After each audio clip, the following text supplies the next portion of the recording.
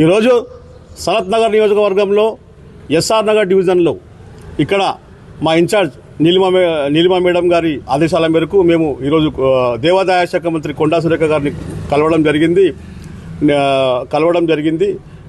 ఈ గుడి ఒక 100 సంవత్సరాల కింద పురాతనమైన గుడి.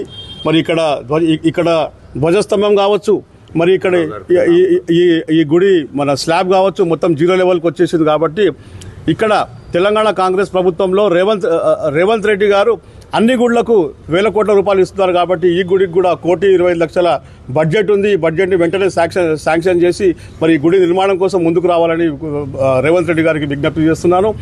ఇక్కడ బాపునగర్లో మా సీనియర్ సిటిజన్ నాయకులు బాలునాయక్ గారు కావచ్చు, రవికిరణ్ గారు, మా కాంగ్రెస్ నాయకులు మదన్ సింగ్ గారు కావచ్చు, ఈ అందరు నాయకులు కలిసి మేమందరం దేవాదాయ శాఖ మంత్రిని కలిసాము. మేము కోటా నీలిమ గారికి ధన్యవాదాలు తెలుపుతున్నాను. నన్ను ఈ గుడికి చైర్మన్గా చేశారు. చైర్మన్గా నా బాధ్యతను నేను నిర్వహిస్తూ ముందుకు పోతున్నాను. ఖచ్చితంగా గతంలో 2007లో ఇక్కడ దేవాదాయ శాఖ ఈ గుడిని గుర్తించింది. ఇప్పుడు కాంగ్రెస్ హయాంలోనే ఈ గుడి నిర్మాణం జరగాలని ఆకాంక్షిస్తున్నాను.